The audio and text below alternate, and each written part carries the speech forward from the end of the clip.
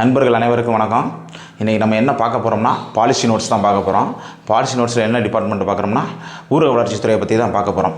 பார்த்திங்கன்னா ஊரக வளர்ச்சித்துறை மகாத்மா காந்தி சொல்லியிருக்காங்க, இந்தியாவின் எதிர்காலம் எங்கே உள்ளது? கிராமங்களில் தான் உள்ளது. இந்தியாவோட எதிர்காலம் எங்கே இருக்குன்னா கிராமங்களில் தான் உள்ளதுன்னு சொல்லியிருக்காங்க.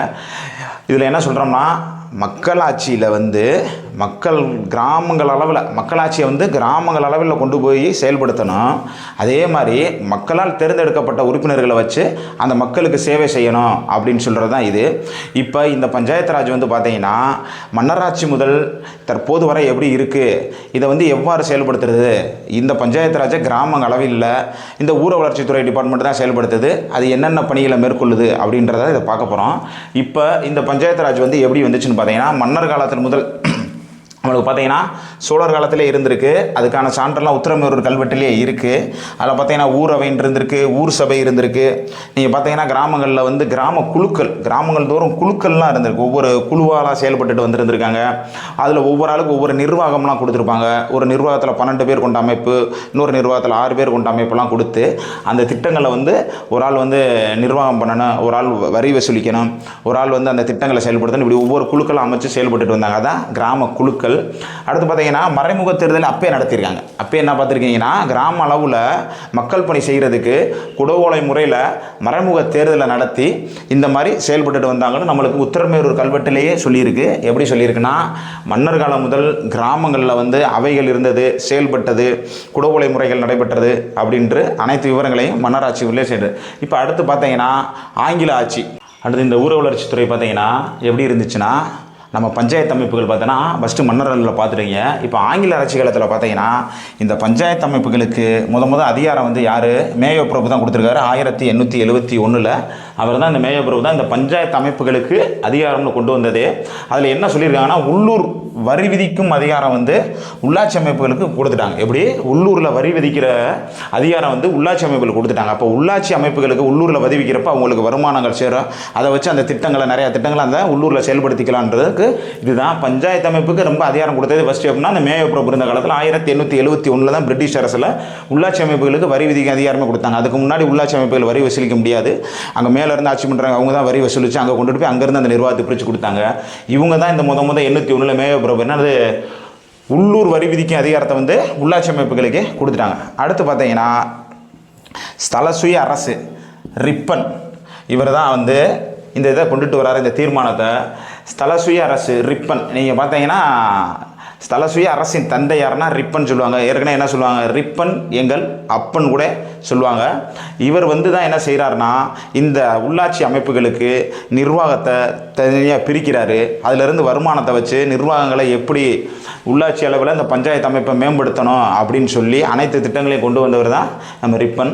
இவங்க இருந்த காலத்தில் பார்த்தீங்கன்னா அடுத்து பார்த்தீங்கன்னா ஜில்லா வாரியம், தாலுக் வாரியம், யூனியன் வாரியம்னு 3 வாரியங்களால் பிரித்து ஆங்கிலேய அரசிலே செயல்பட்டு வந்தது. அடுத்து ஆங்கில ஆட்சியில் என்ன பண்ணுறாங்கன்னா 1920 மெட்ராஸ் கிராம பஞ்சாயத்து சட்டம்னு ஒரு சட்டம் கொண்டு என்ன செய்கிறாங்கன்னா 1924 to 25 எவ்வளோ பஞ்சாயத்து இருக்குன்னா 579 பஞ்சாயத்துகள் முதல்ல இருந்தது. இந்த மெட்ராஸ் கிராம பஞ்சாயத்து சட்டத்தின் மூலயமா 1931-32 எவ்வளவா மாற்றுறாங்க? 4479 பஞ்சாயத்துக்களை இவங்க உருவாக்குறாங்க.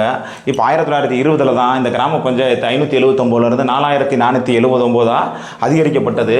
அதுக்கடுத்து பார்த்தீங்கன்னா இந்த 1920 மெட்ராஸ் கிராம பஞ்சாயத்து சட்டத்தில் என்ன செஞ்சுறாங்கன்னா தாலுக்கா வாரியம்னு இருந்துச்சுல, முதல்ல ஜில்லா வாரியம் தாலுக்கா வாரியம்னு, அதில் இந்த தாலுக்கா வாரியத்தில் இந்த சட்டத்தின் மூலம் என்ன செஞ்சுட்டாங்கன்னா ஒழிச்சிட்டு அதுக்கடுத்து என்ன சட்டம் கொண்டு வராங்கன்னா வில்லேஜ் பஞ்சாயத்து ஆக்ட் 1946 இந்த 20க்கு அப்புறம் வில்லேஜ் பஞ்சாயத்து ஆக்ட்னு 1946 கொண்டு என்ன செய்கிறாங்கன்னா ஊராட்சிகளுக்கு முழு நேர செயல் அலுவலரை இந்த ஆக்ட் மூலமாக தான் நியமனமே செய்கிறாங்க. எப்படி? வில்லேஜ் பஞ்சாயத்து ஆக்ட் மூலமாக 1946 ஊராட்சிகளுக்கு முழு நேர செயல் அலுவலர் ஒருத்தர் இருக்கணும் அப்படின்ட்டு இந்த ஆக்ட் மூலமாக இது பண்ணுறாங்க.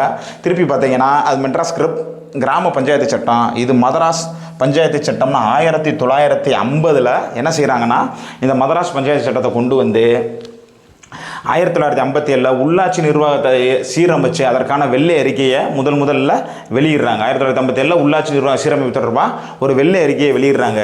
அதற்கப்புறம் பார்த்தீங்கன்னா இந்த மதராஸ் மாவட்ட வளர்ச்சி சட்டம் எப்போனா 1958 அதற்கு அடுத்த வருஷமே மதராஸ் மாவட்ட வளர்ச்சி மன்ற சட்டம்னு 1958 ஒரு சட்டத்தை இயற்றுறாங்க.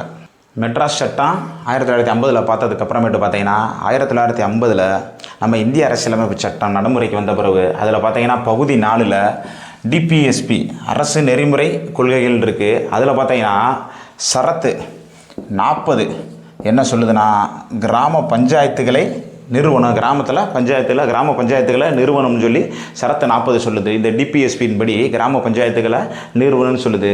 அதன்படி தான் நம்ம அரசு என்ன செய்யுதுன்னா 1957 ஒரு கமிட்டி அமைக்குது. இது என்னது, பல்வந்தராய் மேத்தா கமிட்டி. இது என்னென்னா 3 அடுக்கு பஞ்சாயத்தை பற்றி சொல்லுது. நீங்கள் பார்த்தீங்கன்னா பல்வந்த் ராய் மேத்தா இப்படி வச்சுக்கோங்க ஷார்ட்கட்டு. இது 3 அடுக்கு பஞ்சாயத்து. பல்வந்தராய் மேத்தா கமிட்டி 3 அடுக்கு பஞ்சாயத்தை இந்த திட்டத்தில் சொல்லுது. எப்படி சொல்லுதுன்னா, ஊராட்சி அளவுலையும் வட்ட அளவுலையும் மாவட்ட அளவுலையும் 3 அடுக்கு பஞ்சாயத்து முறையாக இருக்கணும் அப்படின்னு சொல்லி இந்த பல்வந்தராய் மேத்தா கமிட்டி தான் முதல்ல சொல்லுது. அதற்கப்புறம் பார்த்தீங்கன்னா இந்திய அரசியலமைப்பு சட்டம் படி 73வது சட்ட திருத்தம் 73வது சட்ட திருத்தம் படி 1992 என்ன செய்கிறாங்கன்னா, பகுதி 9 என்ன செய்கிறாங்க, பகுதி 9 8 பகுதி இருந்தது. 9வது பகுதியாக இந்த பஞ்சாயத்து ராஜை சேர்க்கிறாங்க. 9வது பகுதியாக என்ன செய்கிறாங்க, இந்த பஞ்சாயத்து ராஜை சேர்றாங்க. சரத்து பார்த்தீங்கன்னா 243A to 243O இதுதான் சேர்க்குறாங்க. அது என்ன செய்கிறாங்கன்னா, ஃபஸ்ட்டு இந்த பஞ்சாயத்து ராஜை 22/12/1992 மக்களவையில் ஃபஸ்ட்டு நிறைவேறுது. எப்போ, 22/12/1992. இந்த 22/12 நீங்கள் பார்த்தீங்கன்னா யார் பிறந்த தினம்னா நம்ம கணித மேதை ராமானுஜர். அவர் எப்போ பிறந்திருக்காரு, 22/12/1887 தான் அவர் பிறந்தார். 22/12 தான் கணித மேதை ராமானுஜர் பிறந்தார். அன்னைக்கு தான் எங்கே நிறைவேறுது, மக்களவையில் நிறைவேறுது. அதுக்கடுத்து பார்த்தீங்கன்னா 23/12 எங்கே நிறைவேறுதுன்னா மாநிலங்களவையில் நிறைவேறி குடியரசு 20 குடியரசுத் தலைவரின் ஒப்புதலை பெற்று 24/4/1993 அரசிதழில் வெளியிடப்படுது. எப்படி, 24/4/1993 அரசிதழில் வெளியிடுது. இந்த 24/4/2010 பார்த்தீங்கன்னா மன்மோகன் சிங் இருந்த பீரியடில் இதை தான் பஞ்சாயத்து ராஜ் தினம்னு சொல்லி 2010 மன்மோகன் சிங் பிரதமராக இருக்கும்போது தான் 24/4/2010 பஞ்சாயத்து ராஜ் தினம்னு சொல்லி அறிவிக்கிறாங்க. இப்போ நீங்கள் பார்த்தீங்கன்னா இதற்கான கொஸ்டின் வந்திருக்கு நம்மளுக்கு. நான் எழுதின தேர்வில் பார்த்தீங்கன்னா சிவில் சர்வீஸ் டே எப்போன்னு கேட்டிருந்தாங்க, குடிமைப் பணிகள் தேர்வு எப்போன்னு கேட்டிருந்தாங்க. அப்போ பார்த்துக்கங்கன்னா ஏப்ரல் 21 குடிமைப் பணிகள் தினம், சிவில் சர்வீஸ் டே. அப்போ நீங்கள் ஷார்ட்கட் எப்படின்னா, சிவில் சர்வீஸ் டேக்கு ஒருத்தன், அப்போ 21 சிவில் சர்வீஸ் டேக்கு ஒருத்தன் பூமியில் உட்காந்து புத்தகம் படித்தா பஞ்சாயத்து ஆயிடுச்சு அப்படின்னு வச்சுக்கிட்டிங்கன்னா, ஏப்ரல் 21 நீங்கள் பார்த்தீங்கன்னா என்னது, சிவில் சர்வீஸ் டே. ஏப்ரல் 22 என்ன செய்கிறாரு, பூமியில் உட்காந்து பூமி தினம். என்னது, பூமி தினம். ஏப்ரல் 23 பார்த்தீங்கன்னா புத்தக தினம். என்னது, புத்தக தினம். அப்போ ஏப்ரல் 24 என்னது, நம்ம பஞ்சாயத்து தினம். அப்போ நீங்கள் ஷார்ட்கட் எடுத்துக்கோங்க, சிவில் சர்வீஸ் டேக்கு ஒருத்தன் பூமியில் உட்காந்து புத்தகம் படிக்கிறேன் பஞ்சாயத்து ஆயிடுச்சு. நீங்கள் இப்படி கூட செட் பண்ணி வச்சுக்கலாம். ஒருத்தன் அப்போ 1 21 சிவில் சர்வீஸ் டேக்கு ஒருத்தன் படிக்கிறான். 2 என்னது, பூமி. 2 பூமியில் உட்காந்து 2 பேரும் படிக்கிறாங்க. என்ன செய்கிறாங்க, 3 புத்தகத்தை படிக்கிறார். என்ன படிக்கிறாரு, 3 புத்தகத்தை படிக்கிறார். அப்போ 23 என்னது, புத்தகம் படித்தா என்ன ஆயிடுச்சு, அவருக்கு பஞ்சாயத்து ஆயிடுச்சு. அப்போ 24 4 பேர் பஞ்சாயத்து பண்ணிட்டாங்க. இப்போ 24 என்னது, பஞ்சாயத்து ராஜ் தினம். இப்போ நம்ம 73வது சட்ட திருத்தத்தின்படி பகுதி 9 என்ன சேர்த்துருக்காங்கன்னா 243A to 243O இதை தான் சேர்த்துருக்காங்க.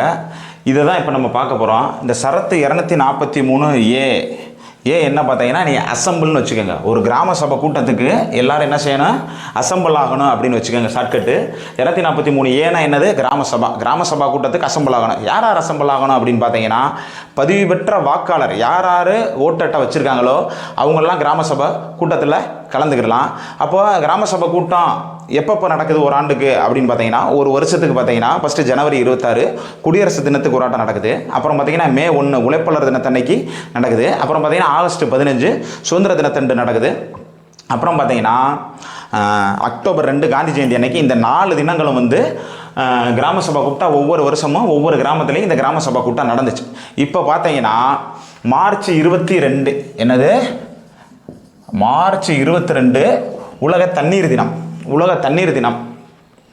அந்த தண்ணீர் தினத்துக்கும் கிராம சபை கூட்டம் நடத்த சொல்லியிருக்காங்க. அதுக்கடுத்து பார்த்தீங்கன்னா நவம்பர் 1 என்னது உள்ளாட்சியல் தினம். நவம்பர் 1 என்னது உள்ளாட்சியல் தினம்.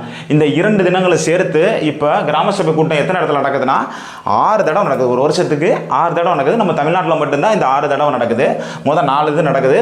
மார்ச் 22 என்னது உலக தண்ணீர் தினம். அன்னைக்கு நவம்பர் 1 என்னன்னா உள்ளாட்சி தினத்தில் நடக்குது. இந்த மார்ச் 22 பார்த்தீங்கன்னா நீங்கள் மார்ச் 20 பார்த்துக்கலாம். என்னென்னா மார்ச் 20 சிட்டுக்குருவிகள் தான். மார்ச் 20 என்னது சிட்டுக்குருவி. நீங்கள் பார்த்தீங்கன்னா ஒரு 20 சிட்டுக்குருவி என்ன செய்யுது, ஒரு 20 சிட்டுக்குருவி என்ன செய்யுதுன்னா ஒரு காடை தேடி போகுது. என்ன செய்யுது, காடை போய் தேடி போகுது. அப்போ 21 ஒரு காடை தேடி போகுதுன்னா 21 என்னது காடுகள் தினம். காட்டில் போய் என்ன செய்யுது, 2 இடத்துல தண்ணி இருக்கான்னு பார்க்குது. 2 இடத்துல என்ன இருக்கான்னு பார்க்குது, தண்ணீர் இருக்குதான்னு பார்க்குது. அப்போ தண்ணீர் வந்து 2 இடத்துல இல்லை. அப்போ என்ன செய்யுது, 3ஆவதா வானத்தை பார்க்குது. தண்ணியை மழை பெய்யுதா அப்படின்ட்டு 3ஆவதா வானத்தை பார்க்குது. வானத்துலேயும் மழையே வரல. அப்போ 4ஆவதா என்ன வந்துருச்சுன்னா அதுக்கு காச நோய் வந்துருச்சு. என்ன வந்துருச்சு, காச நோய் வந்துருச்சு. இப்போ நீங்கள் பார்த்தீங்கன்னா இப்போ மார்ச் 22 தண்ணீர் தினம். அன்றைக்கி நமக்கு கிராம சபை கூட்டம் நடக்க போகுது. அப்போ அதை ஒட்டி ஒரு 5 தினங்கள் வருதில்ல, அதையும் நம்ம தெரிஞ்சுக்கிறோம்ல. அப்போ என்ன சொன்னோம், 20 சிட்டுக்குருவி என்னது 20 சிட்டுக்குருவி ஒரு காடை தேடி போகுது. ஒரு காடு. அப்போ 21 என்னது உலக காடுகள் தினம். அங்கே போய் பார்த்தா 2 இடத்துல தண்ணி இருக்கான்னு பார்க்குது. அந்த பக்கம் இந்த பக்கம். நமக்கு ஏற்கனவே தண்ணீர் தினத்துக்கு கிராம சபை கூட்டம் நடக்குது. அப்போ 22 என்னது உலக தண்ணீர் தினம். அப்போ 3ஆவது என்னது வானத்தை போய் பார்க்குது. தண்ணியே இல்லை, வானத்திலேருந்து மழை பெய்யுதான்னு 3ஆவது பார்க்குது உலக தண்ணீர் தினம். 4ஆவதாக பார்த்தா அது என்ன வந்துருச்சுன்னா காசநோய் வந்துருச்சு. எதுக்கு, சிட்டுக்குருவிக்கு காசநோய் வந்துருச்சு. அப்போ 24 மார்ச் 24 என்னது காசநோய் தினம். அப்போ இந்த மாதிரி தினங்களையுமே நீங்கள் பார்த்து வச்சுக்கிறணும். போன வட்டம் நம்ம ஏப்ரலுக்கு பார்த்தோம், எப்படி சிவில் சர்வீஸ் இருக்குது, பூமியில் உட்காந்து புத்தகம் படித்தா பஞ்சாயத்து ஆயிடுச்சுன்ற மாதிரி சிட்டுக்குருவி காட்டுக்கு போகுது. அங்கே போய் பார்க்குது 2 இடத்துல தண்ணி இல்லை. அப்போ என்னது வானத்தை பார்க்குது. வானத்துலேருந்து மழை பெய்யாதனால அதுக்கு என்ன வந்துருச்சுன்னா காசநோய் வந்துருச்சுன்னு நீங்கள் ஷார்ட்கட் போட்டுக்கிட்டீங்கன்னா இந்த 4 பார்த்துடலாம். இப்போ நம்ம 243A என்ன பார்த்துட்டோம், அசம்பிள் பார்த்துட்டோம், கிராம சபை. இந்த 6 நாள் வந்து இந்த கிராம சபை கூட்டம் நடக்குது. இதுக்கு ஊரக வளர்ச்சித்துறைக்கு என்னங்க சம்பந்தம் அப்படின்னு கேட்டிங்கன்னா, ஊரக வளர்ச்சித்துறை தான் என்ன நடக்குதுன்னா இந்த கிராம சபை கூட்டத்தை நடத்துகிறதே யார், ரூரல் டெவலப்மெண்ட் டிபார்ட்மெண்ட் தான் நடத்துகிறாங்க. நீங்கள் வேணால் பார்த்தீங்கன்னா இப்போ நம்ம உங்கள் நண்பர்களை யாரோ ரூரல் டெவலப்மெண்ட்ல கேளுங்க. ஒரு ரூரல் டெவலப் டிபார்ட்மெண்ட்டிலேருந்து இந்த கிராம சபை கூட்டம் நடக்கும்போது அவங்கதுலேருந்து ஒரு அலுவலர் போய் தான் இந்த கிராம சபை கூட்டத்தை நடத்துவாங்க. என்ன செய்வாங்க, ஒரு கிராமத்தில் அவங்க அஜந்தா என்ன அஜந்தா இந்த வட்டம் போட்டிருக்காங்க, எவ்வளவு இந்த கிராம ஊராட்சிக்கு செலவு பண்ணியிருக்கோம், என்னென்ன செலவு பண்ணியிருக்கோம், ஸ்ட்ரீட் லைட்டு தெரு என்னென்ன செலவு பண்ணியிருக்கு, அதுக்கான வரவு செலவு கணக்கு எல்லாத்தையுமே இந்த கிராம சபை கூட்டத்தில் அந்த ஊராட்சி செயலர் வந்து மக்கள்கிட்ட எடுத்து காட்டணும். இந்த கிராமத்தில் பார்த்தீங்கன்னா முதல் தான் வந்து இதை பற்றி தெரியாது, கூட்டமே இருக்காது. இப்போ பார்த்தீங்கன்னா நிறைய இளைஞர்கள் வந்து இந்த கிராம சபை கூட்டத்தை பற்றி தெரிஞ்சு தங்கள் கிராமத்துக்கு என்ன தேவைப்படுதுன்னு அன்றைக்கி அந்த கிராம சபை கூட்டத்தில் தீர்மானம் நோட்டில் ஏற்றுவாங்க.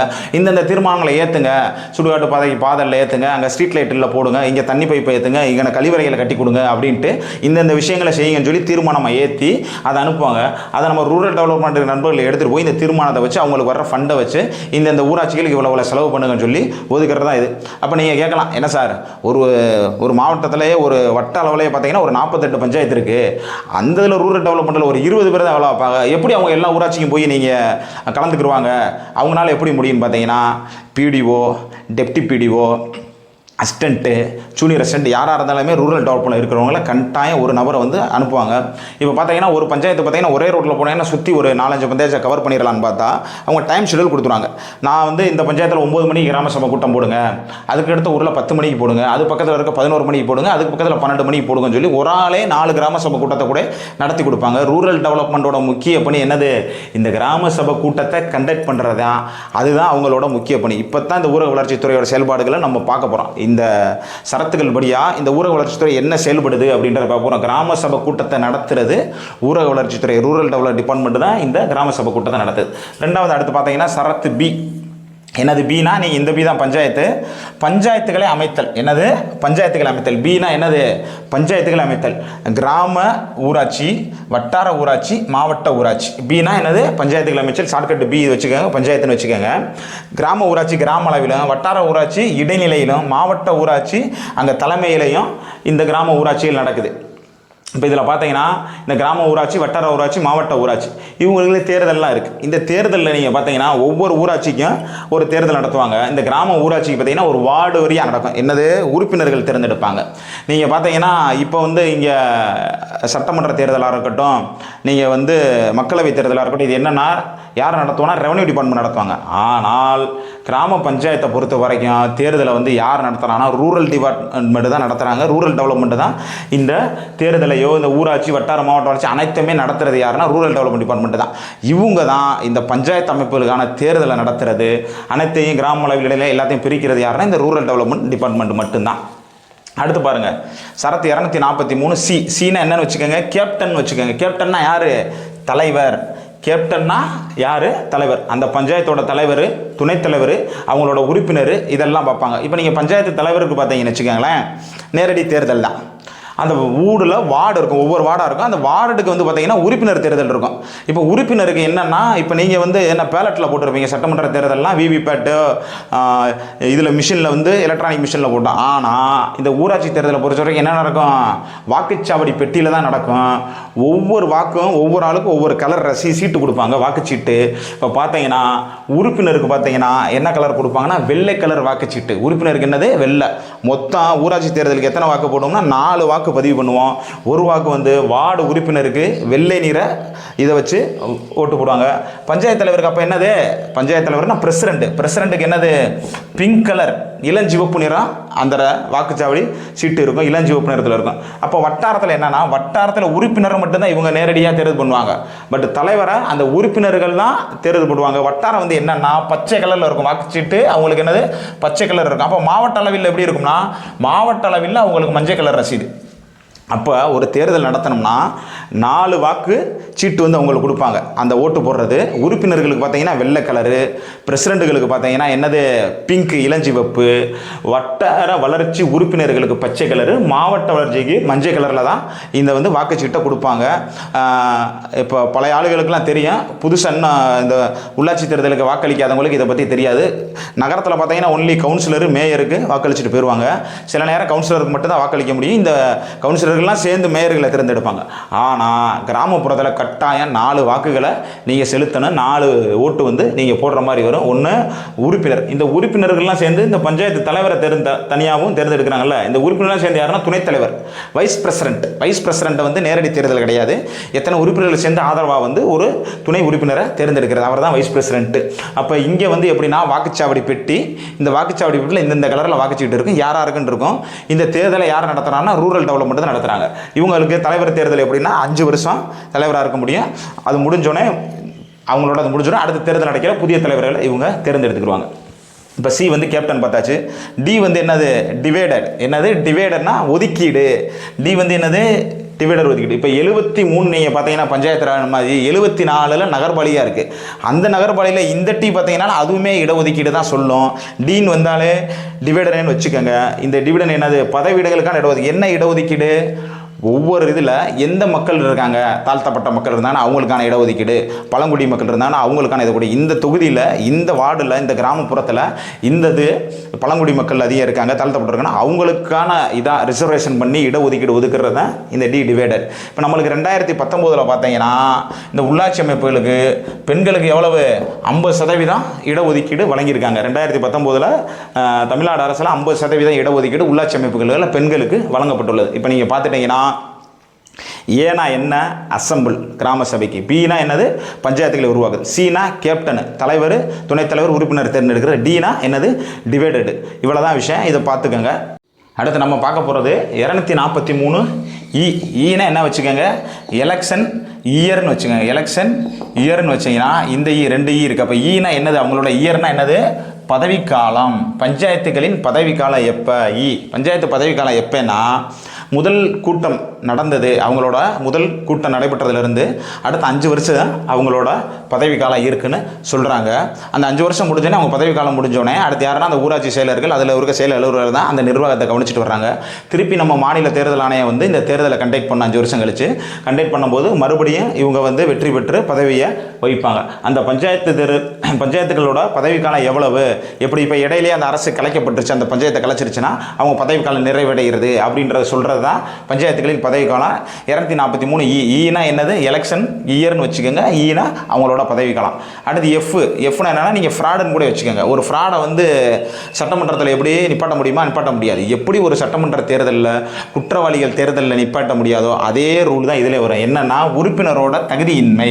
இப்போ நான் இந்த தேர்தலுக்கு நிற்க போகிறேன், இந்த கிராமில் நான் பஞ்சாயத்து தலைவராக நிற்க போகிறேன் அப்படின்னு சொன்னால் அவங்களுக்கு என்னென்ன தகுதி, இவங்களாம் நிற்கக்கூடாததுக்கு என்ன தகுதியின்மைனா நம்ம எப்படி சட்டமன்றத்தில் இருக்கிற தகுதிகள் அதே தான் சட்டமன்றத்தில் இருக்கிறதா அதே தான் வேணும். அப்போ நீங்கள் எஃப்க்கு என்னது ஃப்ராடுன்னு வச்சுக்கோங்க. ஃப்ராடை வந்து சேர்த்துக்கிற மாட்டாங்க. தகுதியின்மை, குற்ற வழக்குகள் நிலுவையில் இருக்கிறவங்க இவங்கெல்லாம் கலந்துக்கிற முடியாதுன்னா இந்த உறுப்பினருக்கு தகுதியின்மையை பற்றி இது என்ன சொல்லுது, இந்த எஃப் தான் சொல்லுது. ஃப்ராடுன்னு வச்சுக்கிட்டிங்கன்னா உறுப்பினரோட தகுதியின்மை, இவங்கெல்லாம் நிற்கக்கூடாதுன்றத இந்த இதில் சொல்லும்.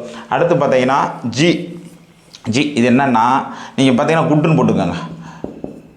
குட் பவர்னு வச்சுக்கோங்க. பவர்னா அதிகாரம், ரெஸ்பான்சிபிலிட்டி பொறுப்பு, இல்லைன்னா லைபிலிட்டி எது அவங்களோட பொறுப்புன்னு வச்சுக்கோங்க. குட் பவர் என்னது, குட் பவர்னா ஜிக்கு குட் பவர். பஞ்சாயத்தோட அதிகாரம் என்ன, அவங்களோட பொறுப்பு என்ன, ஒரு பஞ்சாயத்துக்கு என்னென்ன அதிகாரங்கள் இருக்குது, அவங்களோட ரெஸ்பான்சிபிலிட்டி என்ன, அவங்களோட பொறுப்பு என்ன, அவங்களோட கடமை என்னென்னா அந்த கிராமத்தில் என்னென்ன வசதிகள், சாலை வசதி, குடிநீர் வசதி, கழிப்பிட வசதி என்னென்ன மேம்படுத்த முடியுமோ, மின்விளக்கு வசதி, அதை எல்லாத்தையுமே மேம்படுறது அவங்களோட ரெஸ்பான்சிபிலிட்டி இருக்குது. அவங்களுக்கு என்னென்ன ரைட்ஸ் இருக்குது, எது வரைக்கும் அவங்க எல்லைகள் இருக்குது அப்படின்றத சொல்கிறது தான் இந்த ஜி, குட் பவர் அண்ட் பொறுப்பு. ஜினால் என்னது, பஞ்சாயத்துகளின் அதிகாரம் மற்றும் பொறுப்பு.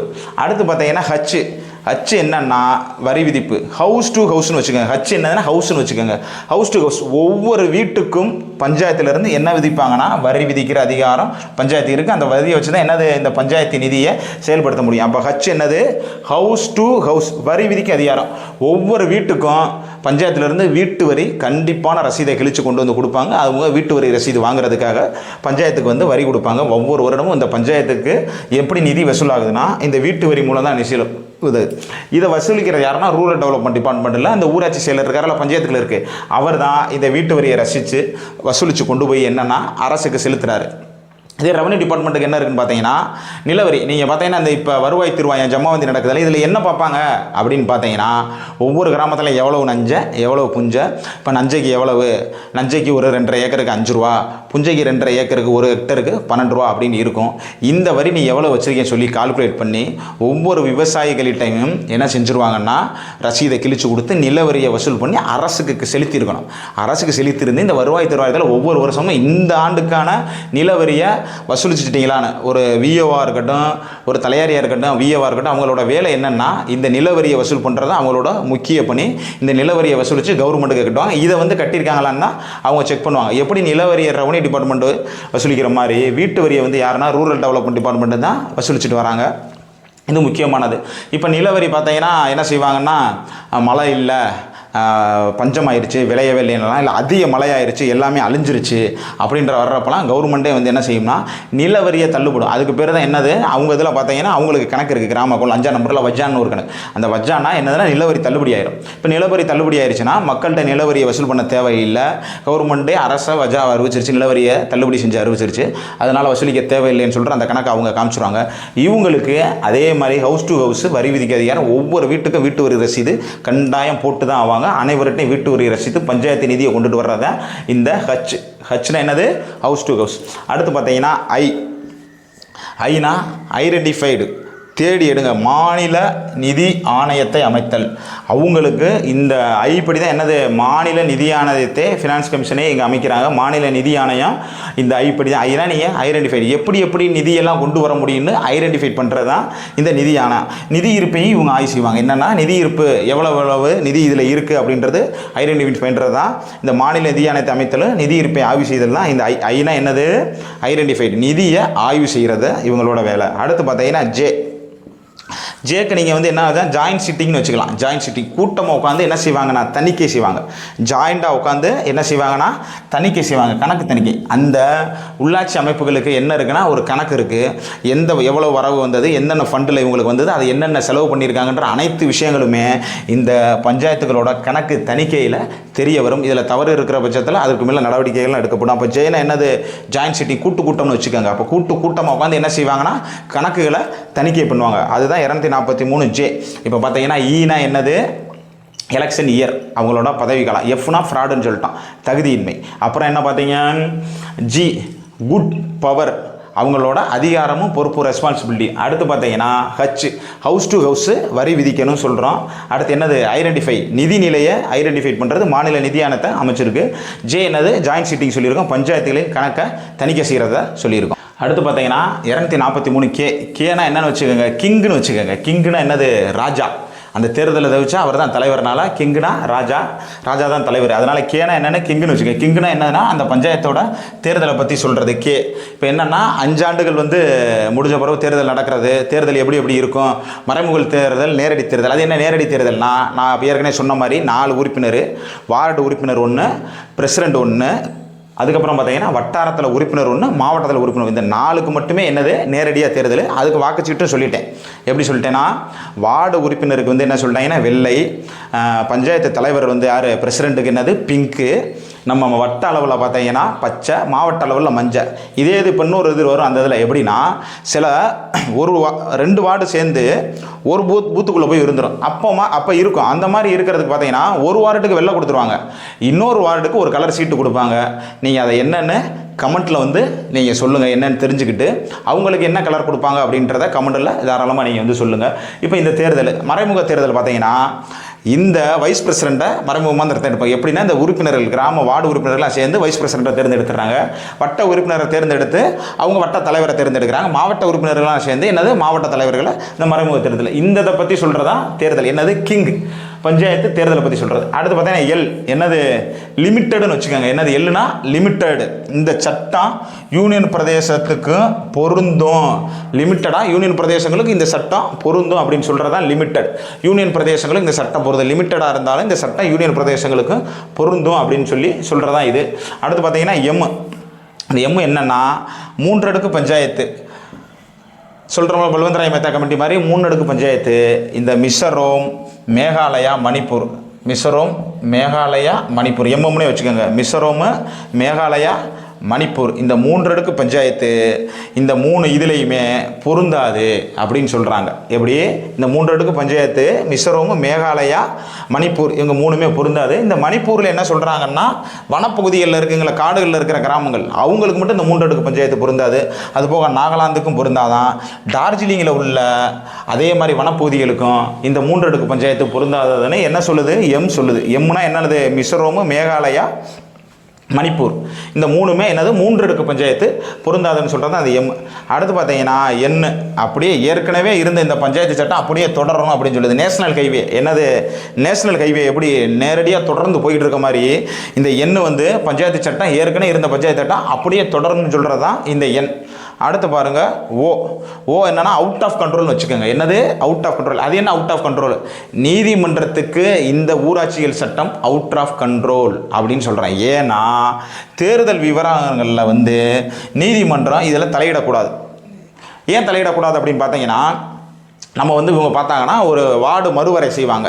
இந்த ஊராட்சியை தாழ்த்தப்பட்டவருக்கு ஒதுக்குறோம் அப்படின்னு சொல்லி, அப்போ ஒரு தலைமை என்ன செய்வாங்க, இதில் அவங்க கம்மியாக தான் இருக்காங்க, நீங்கள் இதை பொதுவாடாக மாற்றணும்னு சொல்லி கொண்டு போய் நீதிமன்றத்தில் வழக்கு தொடுப்பாங்க. அப்போ நீதிமன்றம் இந்த வழக்குகளை எடுக்க முடியாது. ஏன், இந்த தேர்தல் விவகாரங்களில் நீதிமன்றங்கள் தலையிட தடை இருக்குது. எதனால் இருக்குது, இந்த 243 அவுட் ஆஃப் கண்ட்ரோல்.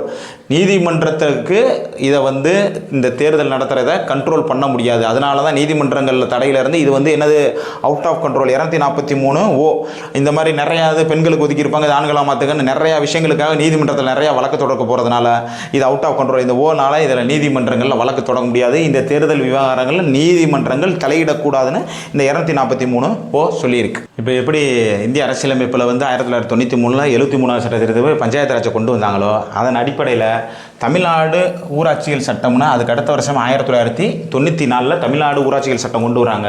இந்த ஊராட்சி சட்டம் எப்போனா 18/4/1994 சட்டமன்றத்தில் நிறைவேற்றப்பட்டு 22 ஆளுநர் ஒப்புதலோட நடைமுறைக்கு 22 இந்த தமிழ்நாடு ஊராட்சிகள் சட்டம் நடைமுறைக்கு வந்துச்சு. இப்போ இதில் பார்த்தீங்கன்னா அதுக்கு தமிழ்நாடு ஊராட்சிகள் சட்டத்தில் சட்டப்பிரிவு இருக்குது. இது தொடர்பாக வினாக்கள் வந்திருக்கு. அதனால் இதையும் ஒரு ஆட்டை நீங்கள் மேலோட்டமாக பார்த்துட்டு போயிடலாம். பார்த்தீங்கன்னா கிராம ஊராட்சிகளை அமைத்தல் என்னதுன்னா சட்டப்பிரிவு 4, அவங்களோட சட்டப்பிரிவு 4. நீங்கள் 4ன்னு பார்த்தீங்கன்னா 4 பக்கம் கூட வச்சுக்கோங்க. வடக்கு, தெற்கு, கிழக்கு, மேற்கு இந்த 4 பக்கம் இருந்து தான் ஒரு கிராம ஊராட்சி இருக்கும். இதில் பார்த்தீங்கன்னா எப்படின்னா ஒரு 500 மக்கள் தொகை வசித்தா ஒரு ஊராட்சியாக இதை உருவாக்குங்க அப்படின்னு சொல்லி இவங்களுக்கான செயல்பாடு திட்டங்கள் இருக்கும். அதை வச்சு தான் இந்த சட்டப்பிரிவு 4 படி 4 பக்கமும் வச்சு 500 பேர் இருந்தால் ஒரு கிராம ஊராட்சியை அமைக்கிறது தான் சட்டப்பிரிவு 4. ஷார்ட்கட் 4னா 4 பக்கம் வடக்கு, தெற்கு, கிழக்கு அந்த 4 பக்கம் வச்சு ஒரு கிராம ஊராட்சி எவ்வளோ மக்கள் வசிக்கிறாங்க மக்கள் தொகை அடிப்படையை இதை பிரிச்சுக்கிட்டே வர்றதான் சட்டப்பிரிவு 4. இப்போ பார்த்தீங்கன்னா உறுப்பினர் எண்ணிக்கை என்னது சட்டப்பிரிவு 8. இப்போ ஒரு பஞ்சாயத்து அமைக்கிறதுக்கு 4 பக்கம் வேணும்னா அதோட இன்னொரு மடங்கு என்னது உறுப்பினர் 8. அதோட இன்னொரு மடங்கு என்னது உறுப்பினர் 8. என்ன ஊராட்சிகளோட உறுப்பினர் எண்ணிக்கை என்ன அப்படின்னா வார்டை எப்படி இது பண்ண முடியும்? இப்போ 500 to 2000 பேர் இருந்தால் 6 வார்டு மட்டும் கொடுங்கன்னு சொல்லுவாங்க. அதுக்கு ஒரு கணக்கு இருக்குது. அந்த கணக்குகளை சொல்கிறது தான் இந்த சட்டப்பிரிவு 8. அப்புறம் 16 இருந்தால் எத்தனை வார்டு கொடுக்கணும்? 2000 5000 பேர் இருந்தால் எத்தனை வார்டு கொடுக்கணும்? 12 வார்டு கொடுங்க. ஒரு ஊராட்சிக்கு எத்தனை வார்டுகளை உறுப்பினர்களை அமைக்கணும் அப்படின்னு சொல்கிறது தான் என்னது சட்டப்பிரிவு 8. அடுத்த ஆட்சி காலம் இந்த 9. அதுக்கடுத்து என்னன்னா 9 என்னன்னா அவங்களோட ஆட்சி காலம் உடனே கலைஞ்சிடலாம், இல்லை கூட்டம் நடந்த உடனே 5 வருஷத்தில் கலைக்கலாம். இந்த மாதிரி அவங்களோட விவரங்களை அவங்களோட ஆட்சி காலம் 5 வருஷம் நடக்கிற டீட்டெயிலை பற்றி சொல்கிறது தான் சட்டப்பிரிவு 9. இடஒதுக்கீடு சட்டப்பிரிவு 11. இந்த 11 ஒரு இதில் யாருக்கு ஒரு ஆளாக இடஒதுக்கீடு சொல்கிறது தான் 11. இது எப்படி தாழ்த்தப்பட்ட தொகுதி இதுக்கு பெண்களுக்குன்னு அப்படி ஒவ்வொரு இதெல்லாம் இடஒதுக்கீடு செய்கிறது சட்டப்பிரிவு அவங்களோட மாநில தமிழ்நாடு ஊராட்சி சட்டத்தில் இந்த சட்டப்பிரிவில் இடஒதுக்கீடு எத்தனை 11. ஒன்றா யாருக்கு இது யாருக்குன்னு பிரிக்கிறது தான் அது. தலைவர் மற்றும் உறுப்பினர்கள் சட்டப்பிரிவு 42. ஏற்கனவே என்ன சொல்லிட்டான், ஒரு பஞ்சாயத்தை செலக்ட் பண்ணுறோம்னா என்ன செய்யணும், 4 பக்கம் பார்க்குறது அதான் பஞ்சாயத்து அமைச்சர். அப்போ 4ன்னு தாராளமாக போட்டுடலாம். அப்போ தலைவர் ஒரு துணைத் தலைவர் 2 பேர் இருக்கிறனால நீங்கள் ஷார்ட்கட் எத்தனை 42ன்னு பார்த்தீங்கன்னா தலைவர் அந்த உறுப்பினர்கள் எப்படி தேர்ந்தெடுக்கிறது அப்படின்னு சொல்கிறதா சட்டப்பிரிவு 42. இப்போ கிராம ஊராட்சி மன்றம்னு ஒன்று அமைக்கணும். ஊராட்சி மன்றம்னு ஒன்று இருக்கிற ஒவ்வொரு ஊரில் ஒரு கிராம ஊராட்சி மன்றம் இருக்கும். அதோட செயல்பாடுகள் அதுக்கு என்ன சட்டப்பிரிவு என்னன்னா 46. இந்த 4 பார்த்தீங்கன்னா நம்ம ஏற்கனவே சொல்லிட்டோம் இந்த 4மே சேர்ந்தது ஒரு ஊராட்சின்னு. அப்போ 6 வர்றதுன்னா அந்த ஊராட்சியை விட்டு என்ன ஓடணும், ஒரு 6 ஓடுனா தான் அங்கே என்ன செய்யணும், கிராம ஊராட்சி மன்றம் அமைக்கணும். ஷார்ட்கட் வச்சுக்கோங்க. அப்போ கிராம ஊராட்சி மன்றம் 46 சட்டப்பிரிவு அவங்களோட சட்டப்பிரிவு 46. அப்புறம் அந்த செயல் அலுவலர் 83 84 அந்த பஞ்சாயத்து கிளர்க்குன்னு ஒருத்தர் அங்கேயே இருப்பார் அந்த கிராம ஊராட்சியில். பிரசிடென்ட் இவங்க பதவிக்காலம் முடிஞ்சிட்டாலும் இந்த பஞ்சாயத்து செயல் அலுவலர் தான் என்ன செய்வாங்க, செக்ரட்டரி தான் அந்த வேலையை வரி வச்சிருக்கிறதெல்லாம் பார்க்குறது. அவங்களுக்குறான சட்டப்பிரிவு 83 84. 1996 தான் தமிழ்நாட்டில் இந்த பஞ்சாயத்து செயல் அலுவலர் அந்த பஞ்சாயத்து கிளர்க்கை நியமனம் பண்ணியிருந்தாங்க. அவங்களுக்கான சட்டப்பிரிவு 83 84. இதை நீங்கள் கொஸ்டின் வந்துருந்துச்சு ஏற்கனவே ப்ரீவியஸ் இயரில். இந்த உள் சட்டப்பிரிவுலாம் நீங்கள் போய் டெப்த்தாக பார்க்கணும். அதனால் நம்ம இப்போ என்னென்னன்றதை முக்கியமானதை மட்டும் இதில் நம்ம சொல்லியிருக்கோம். இப்போ பார்த்தீங்கன்னா நம்ம ரூரல் டெவலப்மெண்ட் டிபார்ட்மெண்ட்டு ஊரக வளர்ச்சித்துறை அவங்களோட முக்கிய பணி என்னன்னு பார்த்தீங்கன்னா மத்திய மற்றும் மாநில அரசு திட்டங்களை செயல்படுத்துறது தான் அவங்களோட முக்கிய பணியே. இப்போ பார்த்தீங்கன்னா இந்த மத்திய அரசு திட்டங்கள்லாம் இருக்குது. மகாத்மா காந்தி ஊரக வேலைவாய்ப்பு உறுதி திட்டம் MGNREGS. இந்த திட்டத்தில் கார்டு போடுறதா இருக்கட்டும், வேலைகள் எங்கெங்கே பார்க்க வேண்டியதாக இருக்கட்டும், என்னென்ன அவங்களுக்கு சம்பளங்கள் ஏற்றுறதா இருக்கட்டும், எல்லா வேலையும் யார் பார்க்குறா, ரூரல் டெவலப்மெண்ட் டிபார்ட்மெண்ட் தான். இந்த மகாத்மா காந்தி இந்த 100 நாள் வேலைவாய்ப்பு அட்டை போடுங்கன்னு சொன்னால் இந்த அட்டை எங்கே போட முடியும், ரெவன்யூவில் போட முடியுமா? இல்லை, ரூரல் டெவலப்மெண்ட் டிபார்ட்மெண்ட்டில் தான் போய் இந்த அட்டையவே புதுப்பிச்சுட்டு வர்றதோ புது அட்டை போடுறதோ உங்களுக்கு வேலை கொடுக்குறது எல்லாமே யார், ரூரல் டெவலப்மெண்ட் தான். இவங்க மகாத்மா காந்தி ஊரக வேலைவாய்ப்பு உறுதி திட்டத்தை செயல்படுத்துறது யார், ரூரல் டெவலப்மெண்ட் டிபார்ட்மெண்ட் தான். இந்த மகாத்மா காந்தி ஊரக வேலைவாய்ப்பு உறுதி திட்டம் 100 நாள் கிராமப்புறத்தில் வேலை. அப்போ அந்த வேலை எப்போ பார்த்தீங்கன்னா இந்த மகாத்மா காந்தி 2005 இந்த திட்டத்தை முதல்ல கொண்டு வர்றாங்க. ஆனால் 2006 பிப்ரவரி 2 தான் ஆந்திராவில் பண்டலப்பண்ணின்ற கிராமத்தில் இந்த திட்டத்தை தொடங்கி வைக்கிறாங்க. மகாத்மா காந்தி ஊரக வேலைவாய்ப்பு 2005 கொண்டு வரப்பட்டு 2006 பிப்ரவரி 2 ஆந்திராவில் பண்டலப்பள்ளின்ற கிராமத்தில் தான் முதல் இதை தொடங்கி வைக்கிறாங்க. தேசிய ஊரக வேலைவாய்ப்பு உறுதி திட்டம் மட்டும்தான் இருந்துச்சு. 2009 அக்டோபர் 2 காந்தி ஜெயந்தி அன்னைக்கு தான் என்னவா மாற்றுறாங்கன்னா மகாத்மா காந்தி ஊரக வேலைவாய்ப்பு உறுதி திட்டம்னு இதுக்கு பேரை மாற்றுறாங்க. இது பேர் எப்போ மாறினதுன்னா 2009 அக்டோபர் 2 தான் மகாத்மா காந்தி ஊரக வேலைவாய்ப்பு உறுதி திட்டம் மாற்றினாங்க. இதில் பார்த்தீங்கன்னா 100 நாள் வேலை. அந்த 100 நாள் வேலையில் அவங்களுக்கான சம்பளம் ஏறிடும். இப்போ இது என்ன செய்கிறாங்கன்னா இந்த மகாத்மா காந்தி ஊரக வேலைவாய்ப்பு உறுதி திட்டத்தை எப்படி பேரை மாற்றுறாங்கன்னா வளர்ந்த பாரத வேலைவாய்ப்பு ஊரக உறுதியளிப்பு திட்டம்னு மாற்றுறாங்க. எப்படி இந்த மகாத்மா காந்தியை நிப்பாட்டிட்டு வளர்ந்த பாரத வேலைவாய்ப்பு உறுதி திட்டம்னு VPG ராம் அப்படின்ற திட்டமாக இதை மாற்றுறாங்க. அப்போ 100 நாள் வேலைக்கு இதுக்கு என்ன டிஃப்ரெண்ட்னா மகாத்மா காந்தியில் 100 நாள் வேலை கொடுத்தாங்க, இவங்க 125 நாள் வேலை கொடுக்குறேன்னு சொல்கிறாங்க. அதே போல் அதில் என்னன்னா மொத்த ஃபண்டும் 100% ஃபண்டும் யார் கொடுப்பாங்கன்னா மத்திய அரசு தான் கொடுத்துட்டு இருந்தாங்க. இந்த வளர்ந்த பாரத பாரத திட்டத்தில் வந்து என்ன கொடுக்க போகிறாங்கன்னா 60% மத்திய அரசு கொடுக்கும், மீதி 40% இந்த மாநில அரசுகள் தான் கொடுக்கும் அப்படின்னு சொல்கிறாங்க. ஏன் அப்படின்றப்ப இது எதற்கு கிளம்புச்சு, எங்களால் நிதி எங்கிட்ட கம்மியாக இருக்கும்போது நீங்கள் ஃபண்டு கொடுக்குறப்ப இந்த திட்டத்தை நீங்கள் முறையாக செயல்படுத்த மாட்டேங்கிறீங்க, இதோட திட்டத்தோட ஃபண்டு வீணாக்கப்படுது. இப்போ நீங்கள் உங்கள் கை காசை கொடுக்குற பட்சத்தில் அந்த திட்டங்களை சிறப்பாக செயல்படுத்துவீங்கன்ற காரணத்தை வந்து இந்த திட்டத்துக்கு வந்து சொல்லியிருக்காங்க. அப்போ அதில் 100 நாள் வேலை, இவங்க 125 நாள், அதில் முழு ஃபண்டு மத்திய அரசு கொடுக்கும்.